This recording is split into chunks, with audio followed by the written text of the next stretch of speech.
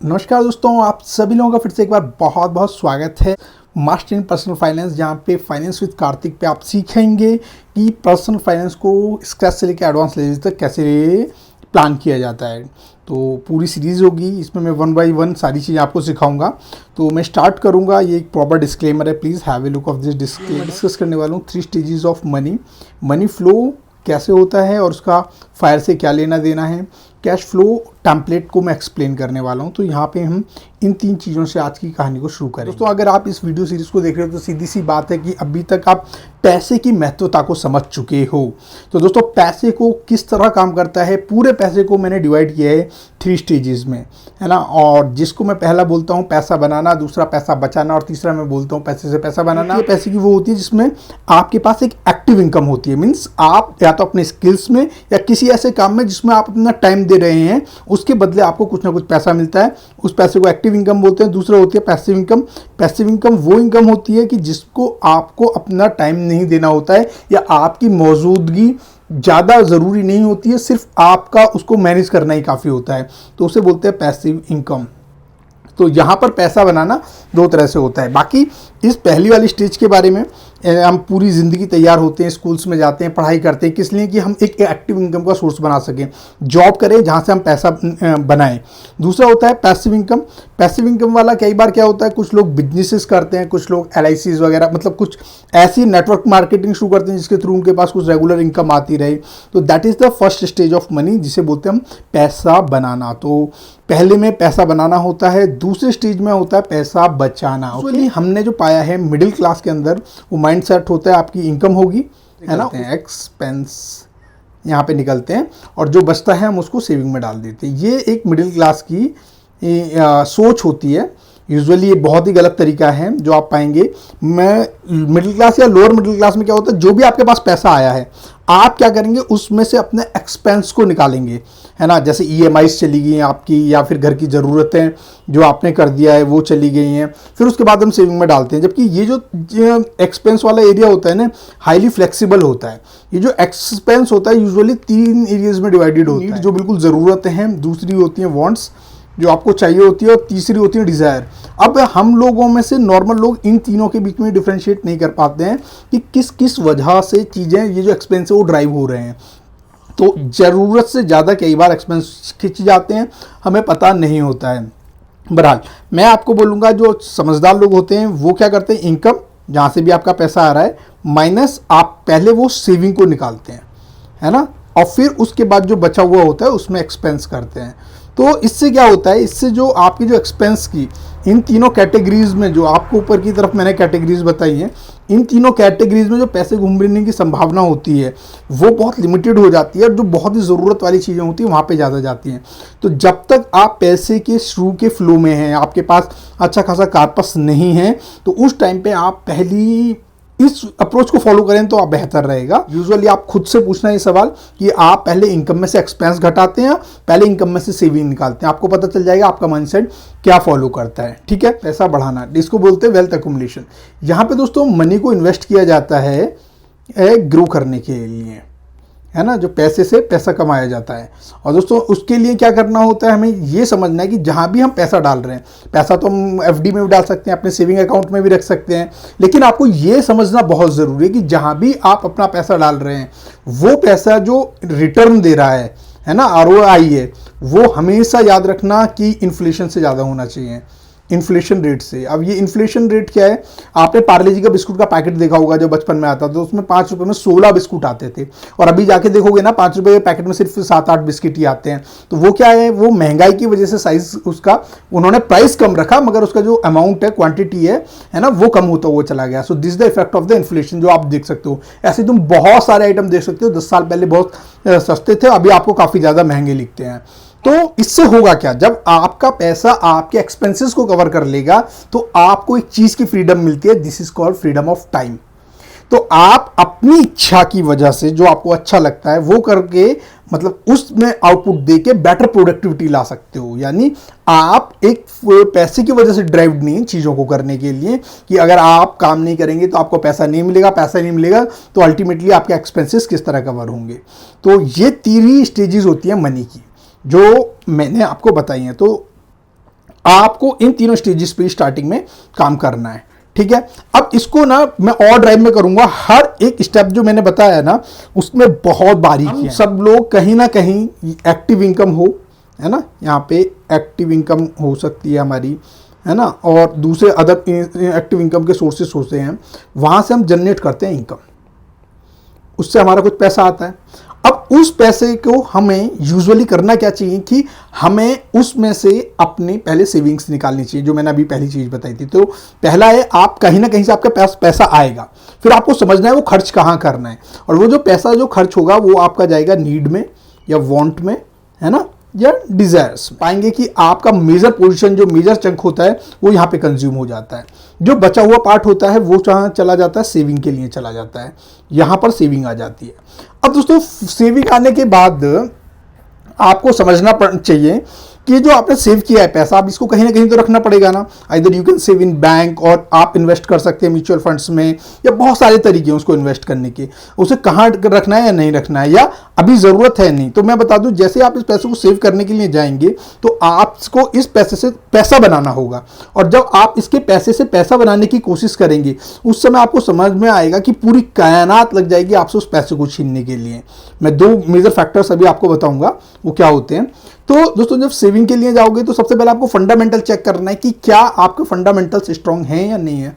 आप बोलेंगे कि फंडामेंटल क्या, जब आप इसको सेव करने के लिए जाएंगे, सपोज करो आपको ज़्यादा रिटर्न चाहिए तो आपको ज़्यादा रिस्की एसेट्स में डालना पड़ेगा, जैसे स्टॉक्स हो गए, क्रिप्टो करेंसीज हो गई, या दूसरी एसेट क्लास में एक्सप्लोर करना पड़ेगा।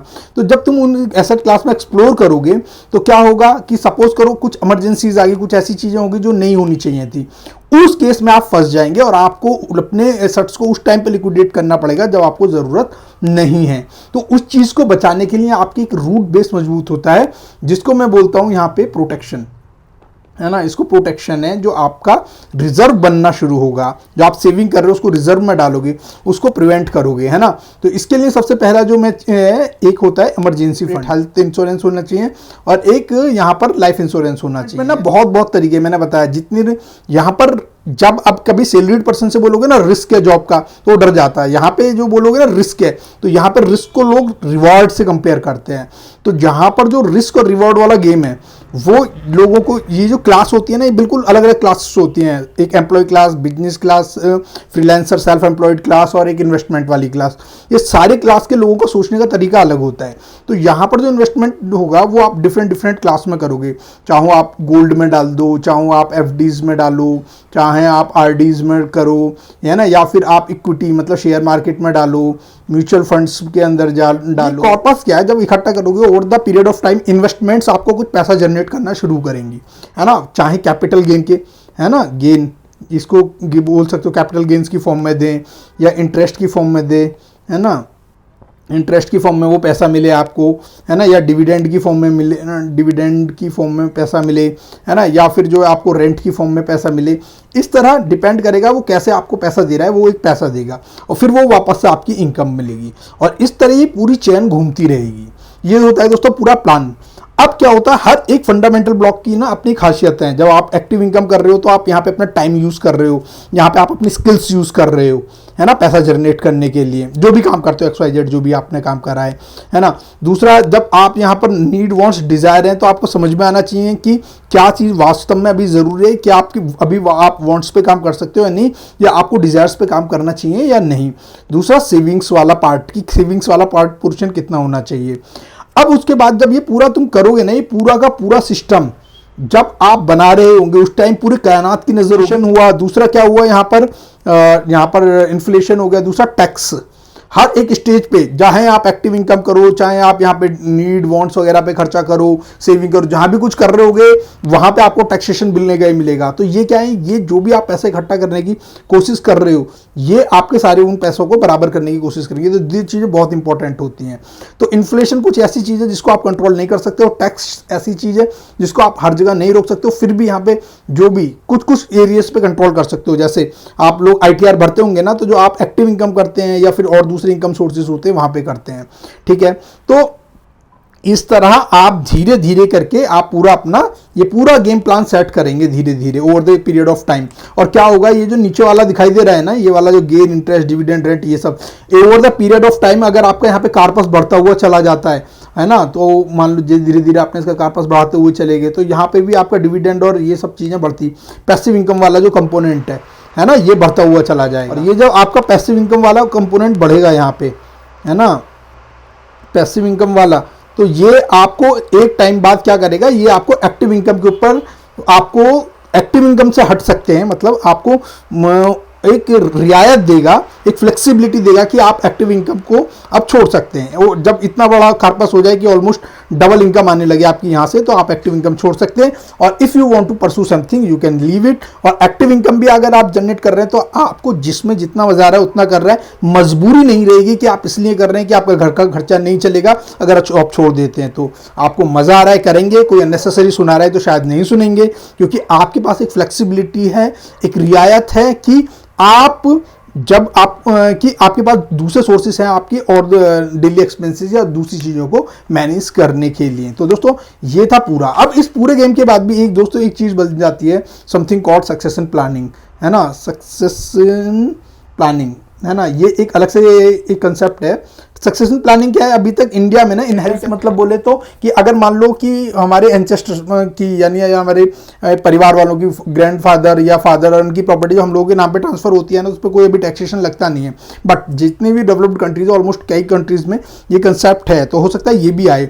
तो सक्सेशन प्लानिंग, जितने भी अच्छे टैलेंट समझदार लोग हैं ना, ये भी सक्सेशन प्लानिंग भी करते हैं।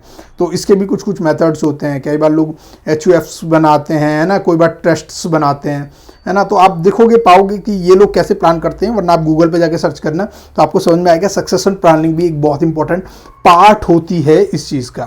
तो दिस इज समथिंग जो मैंने आपको बताया, ये पूरा मैंने आपको समझाया कि इस पे आपको काम करना पड़ेगा over the period of time. ये एक दिन का खेल नहीं है, कई सालों में 10, 15, 20 साल लग जाते हैं। और यही रीज़न है हार्डली 1% लोग भी फाइनेंशियली फ्री नहीं है अक्रॉस द वर्ल्ड, है ना, क्योंकि उन्हें कोई ना कोई चीज़ ड्राइव करती रहती है। ठीक है, अब यहाँ पर जो है दो चीज़ें मैं बोलूँगा। ये कहानी शुरू होने से पहले मैं दो रिक्वेस्ट आप लोगों से करूँगा कि एक तो सबसे पहले आप थिंक इन परसेंटेज, मतलब आप परसेंटेज में सोचना शुरू करें। कभी भी किसी के अमाउंट से इन्फ्लुएंस ना, हमेशा पावर ऑफ कंपाउंडिंग को बहुत सीरियस लेना। पावर ऑफ कंपाउंडिंग दोस्तों, ये वो फॉर्मूला है जिसको हम पढ़ते हैं, amount is equal to principal 1 + R/100, है ना, रेज़ टू की पावर t, है ना। हम पूरी ज़िंदगी इस फॉर्मूले की पावर को, मतलब 8th क्लास में मैंने फॉर्मूला पढ़ा था और इसका समझ में आया कि ज़िंदगी में इससे बड़ी चीज़ कोई नहीं है ना। और हम पूरी ज़िंदगी, अगर जब इन्वेस्टमेंट में आया तो मैं हमेशा R पे कंसंट्रेट करता था। धीरे धीरे मेरे को समझ में आया ये भी खेल में बहुत इंपॉर्टेंट रोल प्ले करता है। अगर आपका प्रिंसिपल बहुत बड़ा है या फिर टाइम पीरियड आप बहुत ज़्यादा बढ़ा देते हो तो उसके बाद बाकी सारी चीज़ें भी आपके फेवर में चली जाएंगी। रिटर्न इतने मायने नहीं रखता एक स्टेज बाद।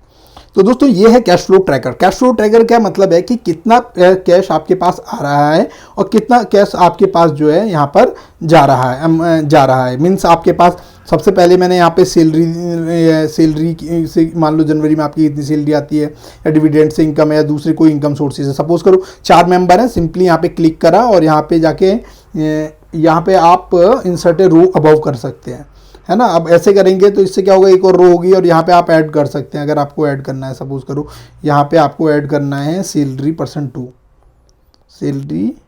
मतलब कोई दूसरा पर्सन है उसकी आपने सैलरी ऐड करनी है, तो इस तरह ऐड कर सकते हो। तो ये क्या करेगा, कैश फ्लो ये बताएगा कि एक मंथ के अंदर आपके पास कितना कैश आ रहा है ना। और फिर यहाँ पे आउटफ्लो कि वो पैसा आपके पास कहाँ से आ रहा है, किन किन सोर्सेज से आपके पास आ रहा है, और ये चेक करो कहाँ कहाँ जा रहा है। तो ये शीट्स हैं, ये आप खुद जाके अपनी गूगल शीट में बना सकते हो। तो परचेस करने के लिए आप नीचे कमेंट में या वीडियो के डिस्क्रिप्शन में जाके देख सकते हैं, मुझे ईमेल कर सकते हैं यहाँ पर, और मेरी टीम आपको कनेक्ट करेगी। तो मिलते हैं नेक्स्ट वीडियो में, और हम यहाँ इनको डिटेल में, हर एक चीज़ को डिटेल में समझेंगे। हम समझेंगे कि नीड वांट आई डिज़ायर्स में क्या डिफरेंस है, हम समझेंगे कि सेविंग करने के क्या क्या मेथड्स हैं, हम समझेंगे कि इमरजेंसी फंड कितना होना चाहिए, हेल्थ इंश्योरेंस या लाइफ इंश्योरेंस कवर कितना निकाला जाता है। फिर हम उसके बाद बहुत सारे टूल्स, हर एक स्टेज के लिए एक अलग अलग टूल बना हुआ है, तो हम उन टूल्स पे सारी चीज़ों को चेक करेंगे।